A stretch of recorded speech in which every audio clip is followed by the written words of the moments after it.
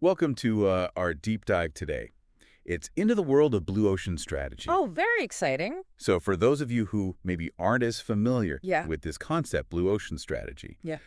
it's all about Mm-hmm. creating new markets where competition is basically irrelevant. Making it irrelevant. Love that. And we're going to be looking specifically at the book Blue Ocean Strategy by W. Chan Kim and Renée Mauborgne. Great book. And we're using the expanded edition for this deep dive. Fantastic. And what we really want to do today is kind of equip you Okay. with like the core principles of blue ocean strategy Mm-hmm. and also showcase some really compelling examples. Okay.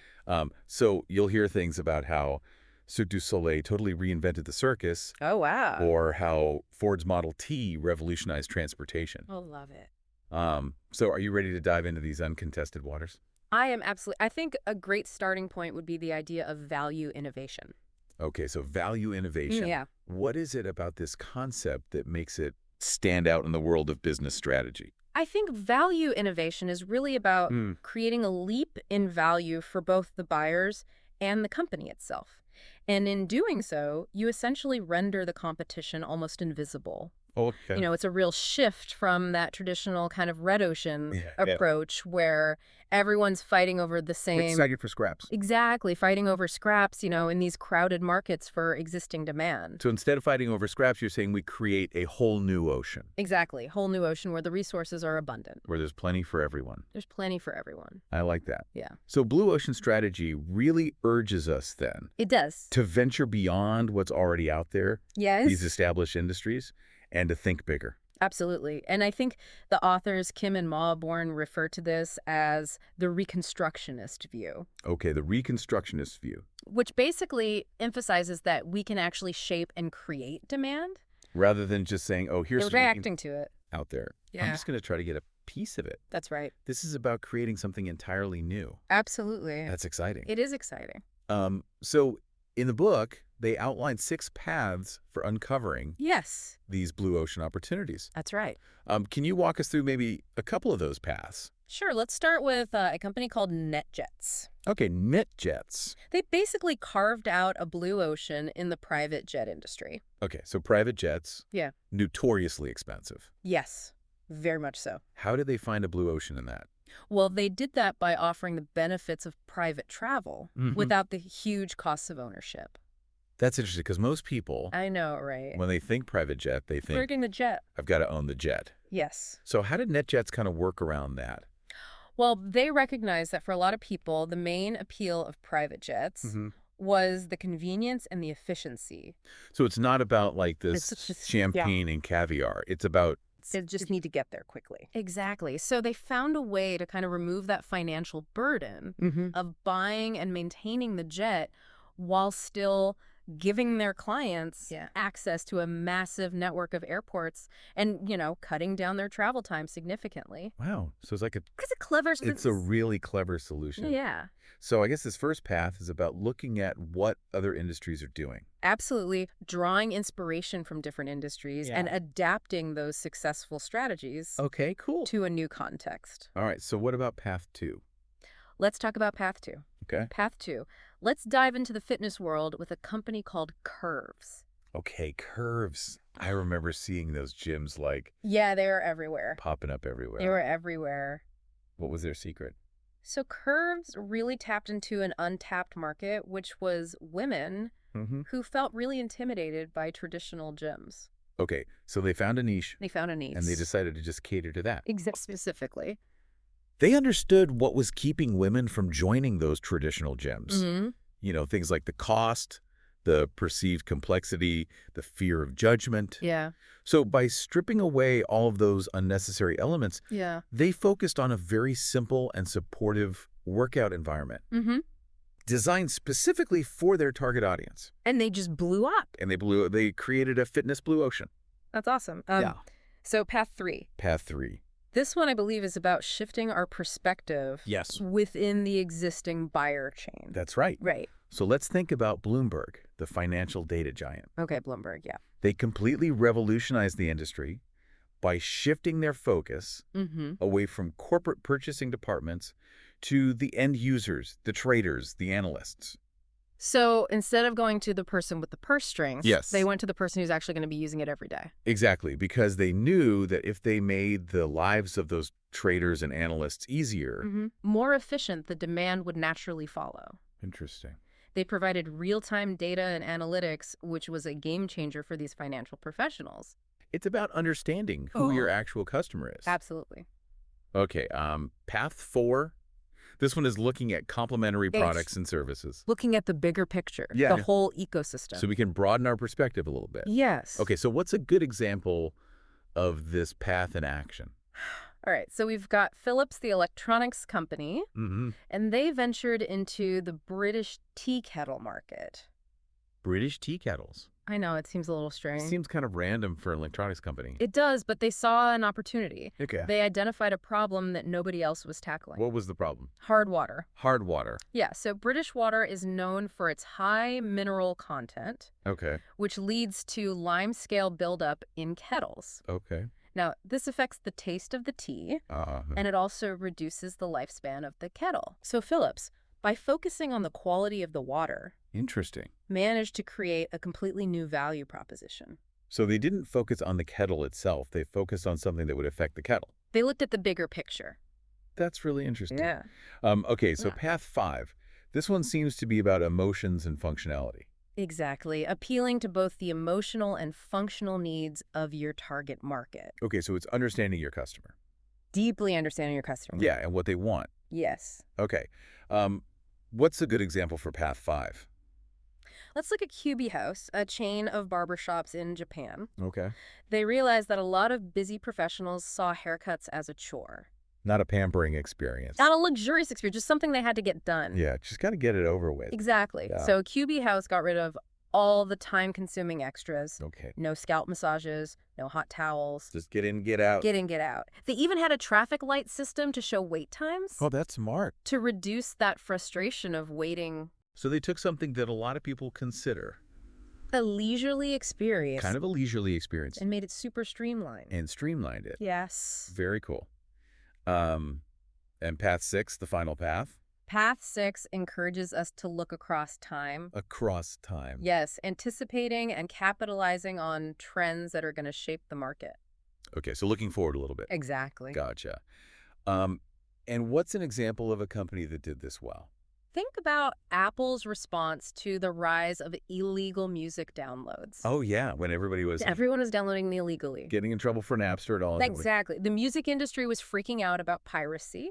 Yeah. But Apple saw an opportunity. Okay. They launched iTunes. That was a Brilliant move. genius move. It was a genius move because they provided a legal, user-friendly, and affordable platform for downloading music. Okay. They tapped into that existing trend. Yeah. They recognized that people wanted a convenient and legitimate way to get their music. They wanted it, but they didn't want to They didn't want to break the law. get in trouble for it. Exactly. That's brilliant. Okay, so we've got these 6 paths. 6 paths to a blue ocean. Well, Blue Ocean, that's incredible. It's a great framework. But how do we take these paths? That's where the 4 actions framework comes in. Okay. The 4 actions framework. This is a tool that helps us actually reconstruct those market boundaries Interesting. and create what Kim and Mauborgne call a new value curve. A new value curve. I am very interested to learn more about that. We'll dive into that. So let's dive into the 4 actions framework in the next part of our deep dive. All right, so the 4 actions framework, it really encourages us to kind of challenge those conventional industry standards. You know, it's about eliminating things that the industry just takes for granted. Okay. And reducing elements that are, below industry standards. Okay. And raising some factors above those standards. And then creating completely new factors that nobody's ever even thought of before. This is it's a complete total reshaping. Reshaping, yeah. Okay. It's exciting stuff. It does sound exciting. I'd love to see it in action, though. Okay, sure. Do you look at a specific example? Absolutely. Let's talk about Yellowtail, the Australian wine brand Okay. that kind of rocked the American wine market. Oh, yeah, Yellowtail. I love their wines. Yeah, they're great. And their success can really be attributed to this 4 actions framework. Okay, so how do they actually apply this framework? First of all, they eliminated all that complexity that's often associated with wine, Yeah, all that, like, They got rid of the jargon yeah, I don't know. about tannins and aging. Anything about that stuff. Exactly. Yeah. And they focused on simple, fruity flavors. Which is what most people That's what people want. want when they just want a glass of wine. And they just want to enjoy a glass of wine. Exactly. So we don't want to have to think about it too much. Yeah. So they also reduce the focus on things like vineyard prestige, awards, all that stuff that can be really intimidating. It can be really intimidating. To a casual drinker. Yeah, I feel like sometimes they make it I know. purposely complicated. Well, they do. So they took that away. They took it away. They made it more accessible. Exactly. Okay, what else? They raised the ease of selection. Okay. So they offered a limited range of varieties. Oh, that's good, because sometimes you go into a wine shop and it's just there's so much. like a wall of wine. Exactly. So they simplified that. They made it easy. I made it easy. Okay, so what did they create? Well, they created a really fun and approachable brand identity. Okay. So think about that playful kangaroo logo Yeah. and those bright colors. Yeah, their branding is very distinct. Very distinct. It stood out from all those traditional, often kind of stuffy wine labels. Yes. And it really resonated with consumers. They weren't afraid to have fun. No, they embraced it. You did? They did. That's awesome. Yeah. Okay, so it sounds like this 4 actions framework Yes. is a really useful tool Very for weird. finding those blue oceans. It helps you kind of chart that course. Yeah, but what about once we've got that blue ocean, Yes. we've got our idea, what about the business model? Ah, yes. That's where the strategic sequence comes in. The strategic sequence. So this is what Kim and Mauborgne call it. Mhm. And it's basically a framework for building a really solid business model. Okay, so what are the steps in this? Right. So first and foremost, Mm-hmm. buyer utility Okay, buyer utility. So that's making sure that our product or service is offering exceptional value. is actually useful. Yes. It's not just about... Not about bells and whistles. No, not about the bells and whistles. That's It's about delivering those tangible benefits. And I feel like that's so easy It is. to get lost in, especially with all And the now everybody wants to technology today. It's like, innovate for innovation's sake. yeah, we got to have the newest, fanciest thing. But if it doesn't actually do It anything, doesn't matter. for the customer, it doesn't matter. Exactly. So buyer utility first and foremost. Yes. Then we've got strategic pricing. Okay, strategic pricing. So this is about finding that price point Mm-hmm. that's going to attract a large customer base, Okay. but also allow you to make a decent profit. So it's that balance. It's finding that sweet spot. Yeah, how do we do that? Well, the book talks about something called the price corridor of the target masses. Oh, okay, the price Of corridor. the target mass. So this involves understanding how sensitive your customers are to price Okay. and, figuring out what they're willing to pay. So putting yourself in the customer's shoes. Exactly. Saying, would I pay this I pay this for this? Exactly. Okay, so we've got buyer utility, we've got price. Then we've got cost. Okay, cost. So can we deliver this value proposition Mhm. at a price that makes sense for both the buyer and us? Right, so we can't be losing money. No, we got to make a profit. So how do we figure that out? Well, streamlining operations, Okay. finding the right partners, Okay. leveraging economies of scale. Mm-hmm. These are all ways to kind of manage those costs. So it's about being smart with your resources. It is about being smart. Okay, and then what's the final? And finally, adoption. Adoption. Even if you have an amazing product, Yeah. even if your business model is solid, Mm-hmm. you still have to overcome resistance from stakeholders, Oh, yeah. your Employees, investors. Buckmers, the public. Yeah, just the general public. Change can be scary. It can be really scary. So it's important to address that. So how do we do that? Well, transparency, Okay. open communication, Mm-hmm. a collaborative approach. Yeah. These are all key. So making sure everybody's on the same page. Everyone's on the same page. Yeah. Feeling understood. Like they're part of the process. Exactly. Okay, so we've launched our blue ocean. Mm-hmm. We've got our business model. We're sailing along. We're sailing along. Everything's great. But what happens Fine. when other ships start showing up? Our pristine blue ocean starts to get a little crowded. It starts turning red. How do we prevent that? That is the question. Yeah. How do we sustain this advantage? How do we keep our blue ocean from becoming a bloody battlefield? So how do we keep our beautiful blue ocean from turning into a red ocean bloodbath? Sustaining that advantage is, it's an ongoing process. Okay. It's not a one and done kind of thing. So we can't just rest on our laurels. I know, you can't get complacent. You've got to keep working at it. You've got to keep innovating. So how do we do that? Well, Blue Ocean Strategy talks about fair process Fair process. as a really important element in making sure your strategy actually works. Okay, so what is fair process when we're talking about business? It's all about engaging people in the decisions, Oh, explaining clearly why you're making certain strategic shifts. so transparency is a big part of it. Transparency is huge, and setting clear expectations for everyone. So it's not top-down.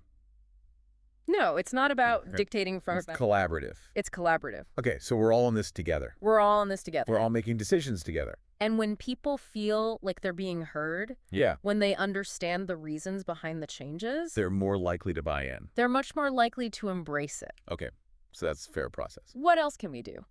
Well, there's also this concept of tipping point leadership. Tipping point leadership. Yeah, it's about getting people excited about the change. Okay. Not by forcing them or pressuring them. But by showing them why it's necessary. Exactly. It's about cultivating that intrinsic motivation. Okay. So how do we actually do that? Well, there's this great technique in the book. Okay. They call it riding the electric sewer. Riding the electric sewer. I know, it's a pretty vivid image, right? It's a very vivid image. So it's basically about confronting people with the reality of the situation.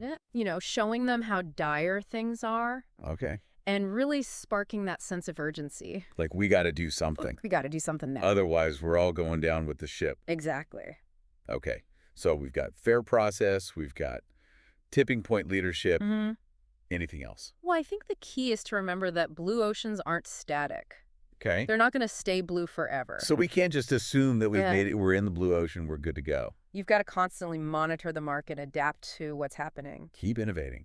Keep innovating and keep finding those new ways to differentiate yourself. So it's an ongoing process. It is. We've got to stay ahead of the curve. The book gives a great example of Salesforce.com. Okay. Salesforce. They're a company that's done a great job of reinventing themselves. Okay. So they started by creating a blue ocean with their on-demand CRM automation, Okay. which was a huge disruption to Mhm. the software industry. Okay. But they didn't stop there as competitors started popping up. Right. They kept innovating. Okay. They came up with Force.com, a platform for building custom applications, Okay. an app exchange, a marketplace for those apps. So they built a whole ecosystem They built an ecosystem around this initial blue ocean. that kept expanding that blue ocean. That's incredible. Okay, so it sounds like Yeah, blue ocean strategy is really more of a philosophy. I think so. It's a mindset. It's a mindset. It's a way of approaching. It's not a one-time Yeah. thing. It's something we have to constantly be thinking about. Absolutely. I think that's a great way to put it. Awesome. Well, this has been a truly fascinating It has. look into blue ocean strategy. It's been a pleasure.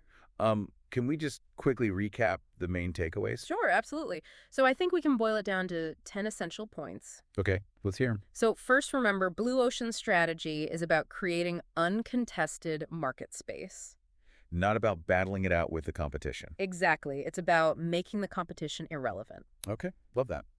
What else? Number 2, value innovation is key. Okay. It's got to be about offering exceptional value to both the buyer and the company. So it's got to be a win-win. It's got to be a win-win. Okay, what's number 3?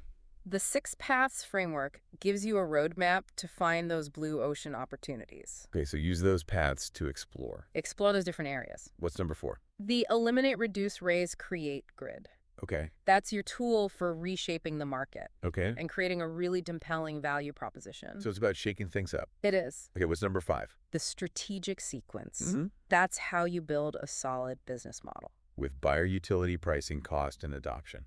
Absolutely. Make sure you're hitting all those points. Okay, so those are 5 amazing takeaways. Mhm. What about the other 5? All right, number 6, don't forget about non-customers. Oh, interesting.